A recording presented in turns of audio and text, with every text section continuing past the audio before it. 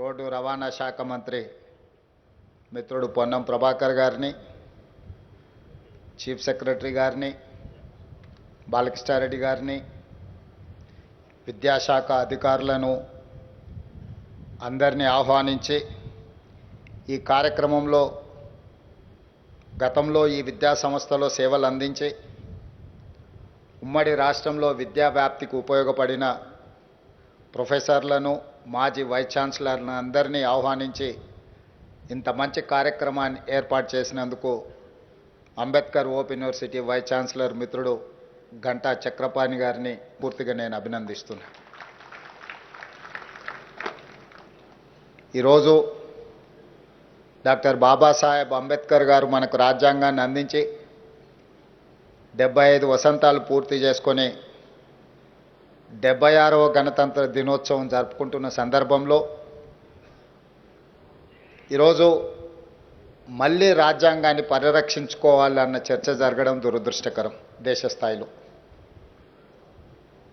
పాలకులు ప్రజాస్వామ్యయుతంగా ప్రజల ఆలోచన మేరకు పరిపాలన అందించాల్సిన సందర్భంలో ప్రజల యొక్క ఆలోచనకు వ్యతిరేకంగా నిర్ణయాలు తీసుకోవడము, ఆ తీసుకుంటున్న నిర్ణయాలు సమాజాన్ని ఆందోళనకు గురి చేయడము మనందరం కూడా ఆలోచన చేసే సందర్భం. ఈ అంబేద్కర్ ఓపెన్ యూనివర్సిటీ కేవలం విద్య సర్టిఫికెట్లు ఇవ్వడానికో, డిప్లొమాలో, డిగ్రీలో, డాక్టరేట్లో ఇవ్వడానికో కాదు. ఈ Ambedkar open university PV Narasimharao గారు దీన్ని ముందుకు తీసుకువెళ్ళిండ్రు అని అంటే సామాజిక బాధ్యతతోని వారు ఇది ముందుకు తీసుకెళ్ళారు. సర్టిఫికెట్ల కోసం అయితే చాలా యూనివర్సిటీలు ఉన్నాయి అప్పటికే తెలంగాణ సమాజంలో. ఉస్మానియా, కాకతీయ లాంటి గొప్ప పేరు ప్రఖ్యాతులుగాంచిన యూనివర్సిటీలు ఉన్నాయి. కానీ ఒక ప్రత్యేకమైన ఆలోచనతో, లక్ష్యంతో ఆనాడు డాక్టర్ బాబాసాహెబ్ అంబేద్కర్ ఓపెన్ యూనివర్సిటీని ప్రారంభించడం, ఈ విద్యనే కాదు ఈ సమాజంలో ఉన్న సమస్యలను నిశితంగా గమనించి ఈ సమస్యలకు ఒక పరిష్కారాన్ని చూపించే ఆలోచన విధానం కూడా ఇక్కడి నుంచి ప్రజలకు చేరాలి అనే ఒక గొప్ప లక్ష్యంతోనే ఈ యూనివర్సిటీని ప్రారంభించడం జరిగింది. ఉమ్మడి రాష్ట్రంలో కావచ్చు లేదా ప్రత్యేక రాష్ట్రంలో కావచ్చు, మిత్రుడు గంటా చక్రపాణి గారు చెప్పినట్టుగా ఒక 20 సంవత్సరాల నుంచి ప్రభుత్వ ఆధ్వర్యంలో ఉన్న ఏ విద్యాశాఖ, ఏ విద్యాలయమైనా నిర్లక్ష్యానికి లోనైంది, గురైంది అని ఈరోజు మనం చెప్పుకోక తప్పదు. ప్రత్యేకంగా ఈరోజు పేదలకు అందించవలసిన విద్య, రైట్ టు ఎడ్యుకేషన్ యాక్ట్, విద్య ఒక హక్కుగా, ఈ హక్కును పేదలకు దూరం చేసే అధికారము ఎవరు ఇవ్వలేదు పాలకులకి. ఈరోజు పాలకులు ప్రభుత్వంలో పేదలకు ఉచితంగా దాదాపుగా అందించాల్సిన విద్యను దూరం చేసి కార్పొరేట్ విద్యాలయాలను ప్రోత్సహించడానికి వీటిని ఒక రకంగా నిర్వీర్యం చేసే ప్రక్రియ కొనసాగుతుంది. అందుకే నేను బాధ్యత తీసుకున్న మరుక్షణం మంత్రివర్గాన్ని ఏర్పాటు చేసుకోవడానికి ఎంత ప్రాధాన్యత ఇచ్చినో, ఈ తెలంగాణ రాష్ట్రంలో, తెలంగాణ ప్రాంతంలో ఉన్న విశ్వవిద్యాలయాల వైస్ ఛాన్సలర్ను నియమించడానికి కూడా అంతే ప్రాధాన్యత తీసుకొని ఎలాంటి వివాదాలకు తావు లేకుండా ఈ తెలంగాణ సమాజం పట్ల సంపూర్ణమైన అవగాహన ఉన్న వాళ్ళను, తెలంగాణ సమాజం ఏం కోరుకుంటుందో ఆ ఆలోచన అంతా అవగాహన ఉన్న వాళ్ళను ఈరోజు తెలంగాణలో ఉన్న యూనివర్సిటీలకు వైస్ ఛాన్సలర్గా నియమించడం జరిగింది. దీని వెనకాల చాలా ఆలోచనలు చేసినాం. యూనివర్సిటీలలో వైస్ ఛాన్సలర్లను నియమించడము బాధ్యత కాకుండా సామాజిక న్యాయం అనే కోణాన్ని కూడా ఈరోజు ఈ విద్యాశాఖలో నియమించిన వైస్ ఛాన్సలర్ల నియామకంలో మీకు కనిపిస్తుంది. ఒక్కసారి పేరు పేరున మీరు గమనిస్తే, ఉదాహరణకు 100 సంవత్సరాలు పైబడిన ఉస్మానియా యూనివర్సిటీకి ఏ రోజు కూడా ఒక దళిత సామాజిక వర్గం నుంచి వచ్చిన వ్యక్తి వైస్ ఛాన్సలర్గా నియామకం జరగలేదు. ఈ ప్రభుత్వంలో ఈసారి ఉస్మానియా యూనివర్సిటీకి 100 సంవత్సరాల తరువాత అత్యంత సమాజ నిర్లక్ష్యానికి లోనైన ఒక విద్యావేత్తను వైస్ ఛాన్సలర్గా నియమించడం ద్వారా చదువుకుంటే గొప్ప వ్యక్తులుగా రాణించవచ్చు. ఆ వ్యక్తులు ఆదర్శంగా నిలబడి సమాజంలో విద్యను భావవ్యాప్తి చేయడానికి ఉపయోగపడుతుందని అక్కడే కాదు, ఈరోజు మిత్రుడు గంటా చక్రపాణి గారిని కూడా ఇక్కడి నుంచే 30 సంవత్సరాలు ఇక్కడ సేవలు అందించిన ఒక విద్యావేత్తను ఈరోజు ఈ ఓపెన్ యూనివర్సిటీకి వైస్ ఛాన్సలర్గా నియమించడం జరిగింది. మీరు పాలమూరు యూనివర్సిటీ తీసుకున్నా, ఏ యూనివర్సిటీ అయినా మీరు ఒక్కసారి తీసుకొని పరిశీలించండి. ఈ తెలంగాణ సమాజంలో కలిసి ఉన్న సామాజిక వర్గాల కలయికనే ఈరోజు ఈ తెలంగాణ సమాజంలో ఉన్న అన్ని యూనివర్సిటీల వైస్ ఛాన్సలర్ను వాళ్ళందరిని ఒక కాంబినేషన్ కింద అన్ని సామాజిక వర్గాలకు సంబంధించిన ప్రాతినిధ్యం ఉండాలి అని చెప్పి, అందులో చదువుకున్న వాళ్ళు రోల్ మోడల్గా ఈ సమాజంలో కనిపించాలి అని చెప్పి వాళ్ళందరిని కూడా నియమించడం జరిగింది. ఈరోజు యూనివర్సిటీ వైస్ ఛాన్సలర్ నియామకంతోనే ఆపదలుచుకోలేదు. టీచింగ్ నాన్ టీచింగ్ స్టాఫ్ మీద నేను అందుకే వైస్ ఛాన్సలర్లు నియామకం జరిగిన తర్వాత అందరినీ వ్యక్తిగతంగా ఆహ్వానించి కలిసి వాళ్ళందరితో మాట్లాడి మీకేదో ఒక పని కల్పించడానికో లేకపోతే పునరావాస కేంద్రంగా ఈ యూనివర్సిటీలను మీరు భావించకండి. ఈ యూనివర్సిటీ వైస్ ఛాన్సలర్ బాధ్యత మీకు పునరావాస కేంద్రాలుగా గతంలో ఎవరికైనా అట్లాంటి ఆలోచన ఉంటే ఇప్పుడు ఆ ఆలోచనని తీయండి. ఈరోజు తెలంగాణ సమాజానికి కావలసిన చికిత్స అందించాల్సిన బాధ్యత మీ చేతిలో పెడుతున్నా. మీరు తక్షణమే టీచింగ్ నాన్ టీచింగ్ వేకెన్సీస్ ఎన్ని ఉన్నాయో వాటన్నిటి నియామకాలను పారదర్శకంగా నియామకాలు చేపట్టడానికి అవసరమైన చర్యలు చేపట్టండి అని వైస్ ఛాన్సలర్ అందరినీ నేను పిలిచి వాళ్ళందరితో మాట్లాడడం జరిగింది. నియామకాలే కాదు, సిలబస్ కూడా మనం చదువుకునే చదువుకు సమాజంలో ఉన్న అవకాశాలకు పొంతన లేకుండా పోతే కేవలం మనం పట్టాలు తీసుకొని బయటికి వస్తే మళ్ళీ నిరుద్యోగులుగా తెలంగాణ సమాజంలో మళ్ళీ కనిపించాల్సి వస్తుంది. అందుకే ఈరోజు ఒక పక్కన సామాజిక బాధ్యతను గుర్తు చేస్తూనే సమాజంలో ఉద్యోగ ఉపాధి అవకాశాలు, సాంకేతిక నైపుణ్యంతో కూడుకున్న శిక్షణ ఉండాలి. దానికి సంబంధించిన ప్రణాళికలు మీరు సిద్ధం చేయండి. రాబోయే 2 సంవత్సరాలు ఏం చేస్తారు, 4 సంవత్సరాలు ఏం చేస్తారు, 6 సంవత్సరాలు ఏం చేస్తారు, 8 సంవత్సరాలు ఏం చేస్తారు, 10 సంవత్సరాలు ఏం చేస్తారు, ఒక 10 సంవత్సరాలకు అవసరమైన ప్రణాళికలు మీరు సిద్ధంగా చేయండి. ఖచ్చితంగా 10 సంవత్సరాల ఆ బాధ్యత నేను తీసుకుంటా, మీరు ఇచ్చే ప్రణాళికలను అమలు చేసే బాధ్యత నేను తీసుకుంటా అని చెప్పి వారికి నేను చెప్పడం జరిగింది. కొంతమందికి ఆశ్చర్యం అనిపించవచ్చు, 10 సంవత్సరాలు రేవంత్ రెడ్డి గారికి అవకాశం ఉంటుందని నేను బలంగా నమ్ముతున్నా. 94 నుంచి 2004 వరకు ఒక పార్టీకి 2 సార్లు అవకాశం వచ్చింది. 2004 నుంచి 2014 వరకు ఇంకొక పార్టీకి 2 సార్లు అవకాశం వచ్చింది. 2014 నుంచి 2024 వరకు ఇంకొక పార్టీకి అవకాశం వచ్చింది. 2024 నుంచి 2034 వరకు తెలంగాణ సమాజం తప్పకుండా అవకాశం ఇస్తుంది. ఈ 10 సంవత్సరాలు తెలంగాణ సమాజంలో అద్భుతాలు సృష్టించే అవకాశం, వయసు, ఓపిక నాకు మిత్రుడు గంటా చక్రపాణి గారికి ఉన్నది. ఈ తెలంగాణ సమాజానికి ఏం కావాలనో అది అందించే బాధ్యత మాది.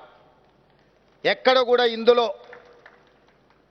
కార్పొరేటు విద్యాలయాల నుంచి ఒత్తిడి వచ్చినా, యూనివర్సిటీలను ప్రైవేటీకరణ చేయాలన్న ఆలోచన ఎవరన్నా చేసినా అలాంటి పనులు జరగవు. అందుకే ఈ అంబేద్కర్ ఓపెన్ యూనివర్సిటీ సిబ్బందికి నా సూచన ఒక్కటే, ఇది ఉద్యోగం కాదు, ఇది ఒక భావోద్వేగం. ఈ తెలంగాణ సమాజం మన నుంచి ఈ భావోద్వేగాన్ని, ఈ బంధాన్ని కోరుకుంటుంది. ఇక్కడ ఉన్న వాళ్ళు ఎవరైనా వేదిక మీద ఉన్న వాళ్ళు కానీ ఇక్కడ ఉన్న పెద్దలు ఎవరు కూడా ఉద్యోగం అనుకోవడం లేదు, ఇది ఒక భావోద్వేగమైన అనుబంధం అనుకుంటున్నారు. 100% ఈరోజు ఈ తెలంగాణ సమాజం ఒక గొప్ప ఆలోచనతోని నాలాంటి ఒక వ్యవసాయ కుటుంబం నుంచి వచ్చిన యువకుడికి ఒక అవకాశం ఇచ్చారు. ఈ అవకాశం మా వ్యక్తిగతమైన ప్రయోజనాల కోసమో లేదా రాజకీయ కక్షాపూరితమైన నిర్ణయాల కోసం వాడుకుంటే మనం తెలంగాణ సమాజానికి అన్యాయం చేసిన వాళ్ళం అవుతాము. అట్లాంటి తప్పులు జరగవు ఈ ప్రభుత్వంలో అని నేను చెప్పదలుచుకున్నా. తప్పకుండా ఈ యూనివర్సిటీల పునర్నిర్మాణం జరగాలి. ఒకప్పుడు ఉస్మానియా యూనివర్సిటీలో చదువుకొని వచ్చిన పివి నరసింహారావు గారి నుంచి మొదలు పెడితే జైపాల్ రెడ్డి గారి వరకు జాతి రత్నాలను అందించిన ఈ యూనివర్సిటీలు ఈ దేశానికే ఈ ప్రపంచానికే మేధస్సును అందించిన వాళ్ళను ఉత్తమ పార్లమెంటేరియన్లను అందించిన యూనివర్సిటీలు ఈరోజు మన కళ్ళ ముందే నీరు గారిపోతుంటే మన కళ్ళ ముందే వాటి ప్రతిష్ట దిగజారుతుంటే మనం చూస్తూ ఊరుకుంటే మనం ఈ సమాజానికి అన్యాయం చేసిన వాళ్ళం అవుతామని చెప్పి నేను బలంగా నమ్ముతున్నా. అందుకే ఈరోజు యూనివర్సిటీల యొక్క ప్రతిష్ట పెంచాలని, ఈ యూనివర్సిటీల ప్రతిష్ట పెంచాలంటే మౌలిక వసతులు పెంచినంత మాత్రాన ప్రతిష్ట పెరగదు. డాక్టర్ బాబాసాహెబ్ అంబేద్కర్ గారు చెప్పినట్టు రంగుల గోడలు అద్దాల మేడలు అభివృద్ధి కాదు, సామాజిక చైతన్యంతోని సామాజిక స్ఫూర్తితోని ఈరోజు పేదలకు విద్య చేరినప్పుడే, చిట్ట చివరి వాడికి సంక్షేమ పథకం అందినప్పుడే ఈ సమాజంలో మార్పుకి అవకాశం ఉంటుంది అని ఏ విధంగా అయితే వారు సూచన ఏ విధంగా అయితే బోధించినరో తప్పకుండా మా ప్రభుత్వం ఈ ఆలోచనని దృష్టిలో పెట్టుకొని ముందుకు వెళ్తుంది. ఈరోజు ఈ తెలంగాణ సమాజంలో ఉన్న యూనివర్సిటీలు, తెలంగాణ సమాజమే కాదు దేశంలో ఉన్న యూనివర్సిటీలను యూజీసీ ముసుగులో, నిబంధనల మార్పుల ముసుగులో ఈరోజు ఆధిపత్యం చెలాయించాలని కొంతమంది కుట్ర చేస్తున్నారు. ఈ వివరాలు ప్రొఫెసర్ హరగోపాల్ గారు లాంటి మేధావులకు తెలుసు. యూజీసీ గైడ్లైన్స్ మారుస్తున్నారు, మార్చాలన్న ఆలోచనతో ప్రతిపాదన రాష్ట్ర ప్రభుత్వాలకు పంపిస్తున్నారు. డాక్టర్ బాబాసాహెబ్ అంబేద్కర్ గారు వీటిని గుర్తించే కేంద్ర ప్రభుత్వం పరిధిలో ఉండే అంశాలు, రాష్ట్ర ప్రభుత్వం పరిధిలో ఉండే అంశాలు, ఉమ్మడి పరిధిలో ఉండే అంశాలను కూలంకషంగా రాజ్యాంగంలో విపులంగా రాసి మనకిచ్చిండు. కానీ ఈరోజు సవరణల ద్వారా రాష్ట్ర పరిధిలో ఉండాల్సిన యూనివర్సిటీల యొక్క మనుగడ కేంద్ర ప్రభుత్వం గుంజుకోవాలనే ప్రయత్నం చేస్తుంది. ఇప్పుడు నేను నియమించిన వైస్ ఛాన్సలర్ని భవిష్యత్తులో గవర్నమెంట్ ఆఫ్ ఇండియా ఢిల్లీ నుంచే నియమిస్తాము, ఈ నిబంధనలను సరళిస్తామంటున్నారు. ఢిల్లీలో ఉన్నవాడికి తెలంగాణ ప్రజల యొక్క ఆలోచన, తెలంగాణ ప్రజల యొక్క జీవన విధానం ఏ రకంగా తెలుస్తుంది? ఈరోజు మన విద్యాలయాల మీద, విశ్వవిద్యాలయాల మీద పెత్తనము, ఆధిపత్యం వెనక ఒక పెద్ద సాంస్కృతిక దాడి ఉన్నది, ఒక కుట్ర ఉన్నది. ఈ కుట్రని మేధావులందరూ ఆలోచన చెయ్యాలి. అందుకే నేను తమిళనాడు చీఫ్ మినిస్టర్తో, కర్ణాటక చీఫ్ మినిస్టర్తో, కేరళ చీఫ్ మినిస్టర్తో కోఆర్డినేట్ చేసిన తొందరలోనే ఆంధ్రప్రదేశ్ చీఫ్ మినిస్టర్ గారితో కూడా నేను మాట్లాడదలుచుకున్నా. రాష్ట్ర ప్రభుత్వాలు నియమించుకోవాల్సిన రాష్ట్ర పరిధిలో ఉండే యూనివర్సిటీల వైస్ ఛాన్సలర్లను కూడా కేంద్ర ప్రభుత్వం యూజీసీ నియమిస్తాము అని అంటే మనం చేతులు కట్టుకొని కూర్చుంటే సాంస్కృతిక పరమైన దాడి జరగబోతుంది. ఆ తర్వాత ఈ విశ్వవిద్యాలయాలు కొంతమంది చేసే విష ప్రచారానికి వేదికలు కాబోతున్నాయి. ఇది మన సమాజాన్ని చీల్చడానికి ఉపయోగపడుతుంది తప్ప ఈ సమాజానికి చికిత్స చేయడానికి విశ్వవిద్యాలయాలు వేదిక కాకుండా పోయే ప్రమాదం ఉన్నది. అందుకే ఈ వేదిక మీద నుంచి ప్రధానమంత్రి నరేంద్ర మోడీ గారికి విజ్ఞప్తి చేస్తున్నా. ఈరోజు 76వ గణతంత్ర దినోత్సవ ఉత్సవాల సందర్భంగా ప్రధానమంత్రి గారికి నేను విజ్ఞప్తి చేస్తున్నా. మీరు చేసే దాడి, మీరు మార్చాలనుకుంటున్న యూజీసీ నిబంధనలు, ఇది రాజ్యాంగం మీద దాడిగానే మేము భావించాల్సి వస్తుంది. మా మీద మీరు దండయాత్ర చేయాలన్న ఆలోచన చేస్తున్నారు. మా ప్రజల మీద, మా ప్రాంతాల మీద, మా రాష్ట్రాల మీద మీకు అధికారం ఉంది కదా అని దండయాత్రలు చేస్తే అది మంచి ఫలితాలను ఇవ్వదు. మేమందరం సమిష్టిగా నిలబడి కొట్లాడుతామని చెప్పి సవినయంగా ఈ దేశ ప్రధానమంత్రి గారికి నేను విజ్ఞప్తి చేస్తున్నా.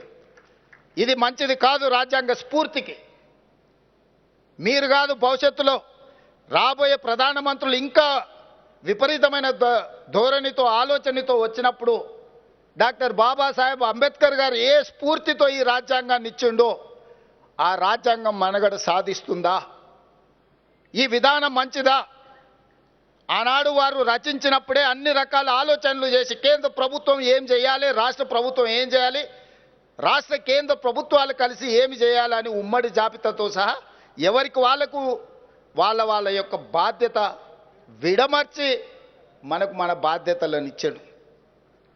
ఒకరి అధికారాల మీదకి, ఒకరి బాధ్యతల మీదకి ఇంకొకరు దండెత్తినప్పుడు అది అనవసరమైన వివాదాలకు, రాద్ధాంతాలకు దారితీసే ప్రమాదం ఉన్నది. ప్రధానమంత్రి గారు దయచేసి యూజీసీ నిబంధనలను మార్చి మా రాష్ట్రాలలో వైస్ ఛాన్సలర్లను నియమించుకునే అధికారాన్ని మీరు గుంజుకుంటే ఇది మా మీద దాడిగానే మేము భావిస్తాము. మా హక్కులను వదులుకోవడానికి మేము సిద్ధంగా లేము.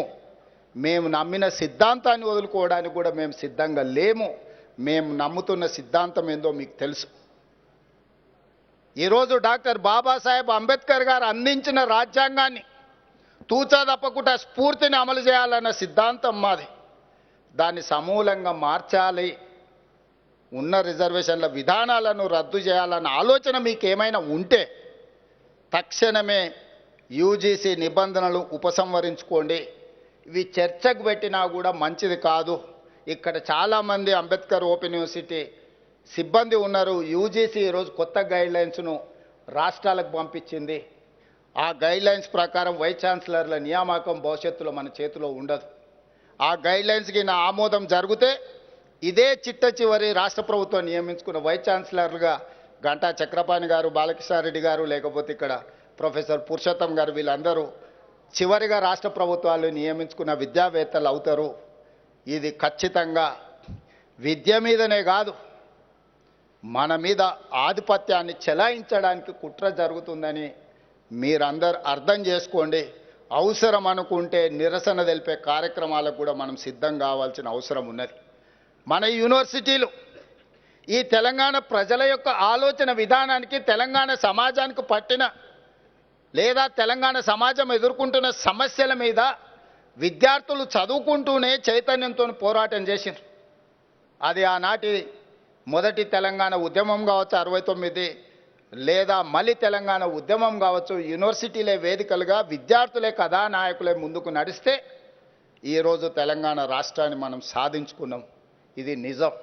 సరే, నేనెన్ని చెప్పుకున్నా, ఇంకెవరెన్ని చెప్పుకున్నా, మా గొప్పతనాల గురించి మాకున్న ప్రసార మాధ్యమాల ద్వారా మేము ఎంత ప్రచారం చేసుకున్నా, మేము నాయకులుగా రాజకీయంగా ఈ ఉద్యమాలను ఉపయోగించుకొని ప్రయోజనం పొందిన వాళ్ళమే తప్ప మేము చేసిన త్యాగాలు గొప్పగా ఉన్నాయని అయితే నేను భావించడం లేదు. అందుకే ఈరోజు మళ్ళొక్కసారి ఈ విద్యార్థులు ఆలోచన చేయాలి, సెమినార్లు పెట్టాలి, చర్చలు జరగాలి. ఈ నిబంధనలు తెలంగాణ సమాజానికే కాదు, ఇతర రాష్ట్రాలకు కూడా ఇదేమైనా ప్రయోజనం ఉంటుందా? దీనివల్ల నష్టం జరిగితే రాష్ట్రాల చేతుల నుంచి ఒకటొకటిగా కేంద్ర ప్రభుత్వం అన్నిటిని గుంజుకుంటే చివరికి స్థానిక సంస్థల్లాగా, మున్సిపల్ కార్పొరేషన్ లాగానో లేకపోతే జిల్లా పరిషత్ లాగానో సేవలు అందించి సేవల కింద పన్నులు వసూలు చేసుకునే సంస్థలుగా మిగిలిపోతే రాష్ట్ర ప్రభుత్వాలు. యూనియన్ ఆఫ్ స్టేట్స్ అన్నారు. రాష్ట్రాలకు ఉన్న విశేష అధికారాలను కేంద్ర ప్రభుత్వం ఆక్రమించుకుంటూ పోతే ఇది చివరికి మనం జీవోత్సవాలుగా మారే పరిస్థితులు వస్తాయి. ఇది ఏమాత్రము ప్రజలకు మంచిది కాదు. రకరకాల పరిస్థితుల వల్ల ఎవరైనా అధికారంలోకి రావచ్చు, కేంద్రంలో భావోద్వేగాల పరిస్థితిలో కూడా రావచ్చు. కానీ మెజారిటీ ఉంది కదా అని పూర్తిగా మూలాలను దెబ్బతీసే ఆలోచన చేసినప్పుడు ప్రజలు చైతన్యంతో మేధావులు ముందుకు రావాలి. మేధావులు అందరు చర్చ చేయాలి. ఈరోజు కేంద్ర ప్రభుత్వం చేస్తున్న మార్పులను నిశితంగా గమనించాల్సిన అవసరం ఉన్నది. వాళ్ళ ఆలోచన ఏమున్నదో, మార్పుల వెనకాల ఉన్న విధానం ఏముందో కూడా ఈరోజు చర్చ జరగాల్సిన అవసరం ఉన్నది. అందుకే మిత్రులారా, ఈరోజు సమయము, సందర్భము, వేదిక సముచితమైందనే కొంచెం ఒక లైన్ పక్కకు దాటినా ఈ అంశాలను ఇక్కడ ప్రస్తావించడమే సముచితమని నేను ప్రస్తావిస్తున్నా. వాస్తవంగా నేను ఏ వేదికల మీద అక్కడ వేదికను బట్టి అంశాలను ప్రస్తావిస్తా. నేను రాజకీయ వేదికల మీదనే రాజకీయాల గురించి మాట్లాడతాను. నేను మిగతా వేదికల మీదకి పోయినప్పుడు అభివృద్ధి కార్యక్రమాలకు వెళ్తే అభివృద్ధి గురించి, సంక్షేమం గురించే మాట్లాడతాను. ఏ వేదిక మీదకి వెళ్తే ఆ వేదిక మీద అక్కడ ఏం అంశాల మీద మనం ఏర్పాటు చేసుకున్నాం దానికే పరిమితమై మాట్లాడతా. ఈరోజు ఇక్కడ ప్రారంభోత్సవ కార్యక్రమాలు, అంబేద్కర్ గారి విగ్రహావిష్కరణ కార్యక్రమం అంటే రాజ్యాంగం యొక్క స్ఫూర్తి. ఆ రాజ్యాంగం యొక్క స్ఫూర్తికి విఘాతం కలుగుతుంది, భంగం